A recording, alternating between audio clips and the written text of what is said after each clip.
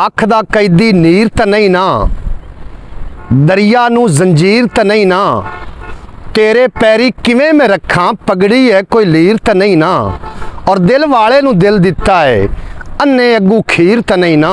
अस्सलाम वालेकुम सजनों, बेलियो मित्रों, की हाल चाल है। मैं थोड़ा दोस्त मोहम्मद रिखीज़र, तुसी वेखदे पियो अपना चैनल पंजाबी वसेब। अज जनाब मैं रावी दरिया के कंढे दे उत्ते मौजूद हाँ और पूरा विलॉग तुसी वेखना है ताकि पूरी गलबात पूरा नज़ारा थोड़ी समझ च आवे।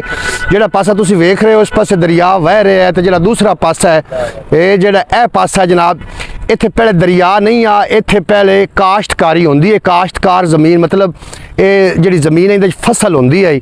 और जदों पिछली दफ़ा पानी आया, पानी आवन की वजह नाल दरिया ने यह भी अपनी लपेट च लै ली, जिथे कि हुण मछेरे मच्छियाँ पकड़ते फिरते हैं। ये पहले काश्त होंदी है और बाकी का नज़ारा भी थोड़े नाल शेयर करते हैं ताकि पूरी गलबात थोड़ी समझ च आवे और तुसी वीलॉग नूं एंड तक वेखना। मैं इत्थे जनाब 21 पुरबाना अपना 21 पिंड पिरोकियां वाला उहदे विच मैं जनाब आया। इत्थे अलहमदुलिल्लाह दरबारे पाक ते जनाब मैनू सादत हासिल हुई कि इत्थे आके मैं जनाब जुम्मतुल मुबारक दी नमाज अदा की और उस तो बाद मैं निकलिया वापसी ते शाम भी हो रही, तो मैं सोचा कि एक वीलॉग दोस्तों के नाल मैं जनाब साझा करता जावां ताकि उन्होंने भी पूरे नज़ारे का पता लग जाए। तो एक बार फिर दसदा चला, जिहड़े पासे तुसीं ये वेख रहे हो ये पहले काश्त होंदी है ज़मीन, फिर जनाब फ्लड आवन की वजह तो ये ज़मीन जनाब जेरे आब आ गई और दरिया जिहड़ा है वो दरिया इस रुख ते वह रहा है। जिहड़ा तुसीं विचों वेख रहे हो बन्ना, इस तो इस रुख ते जनाब दरिया वह रहा है। तुहानूं मैं विखाईना जनाब मछेरे मच्छियाँ पकड़ते फिरदे ने और उन्होंने बेड़ियाँ लाई हुई हैं जिथे पहले काश्तकारी होंदी है। हुण अजकल उत्थे जनाब मच्छियाँ का दौर है और मजीद भी मैं शेर पेश कर सा दरिया के हवाले दे नाल, ते तुसीं जनाब इंशाअल्लाह ताला सुनोगे तो थानू बहुत ज़्यादा लुत्फ आएगा। यह जनाब तुसीं बैक कैमरे तो वेख रहे हो, पहले तो इत्थे हाई मतलब काश्तकारी होंदी है, तो बाद इत्थे आके पानी खड़ा हो गया और बिल्कुल रोड के नाल पानी लग गया।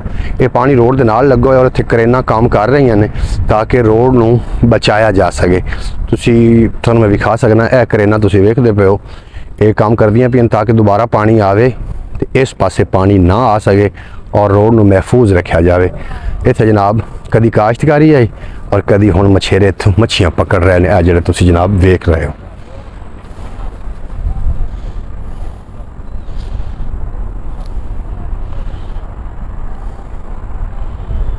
एक बेड़िया सामने खड़ोती उहदे विच भी जाल पिया होया।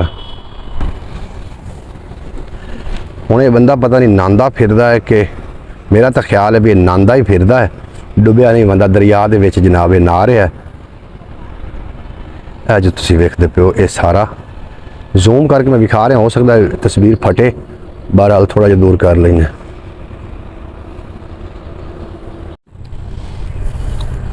इत्थों जनाब मछेरे आके मच्छियाँ नपदे ने, मछेरियां का जाल पिया ने, इन्हां दी बोट खलोती हुई। मैं अपनी मोटरसाइकिल उत्ते खड़ी की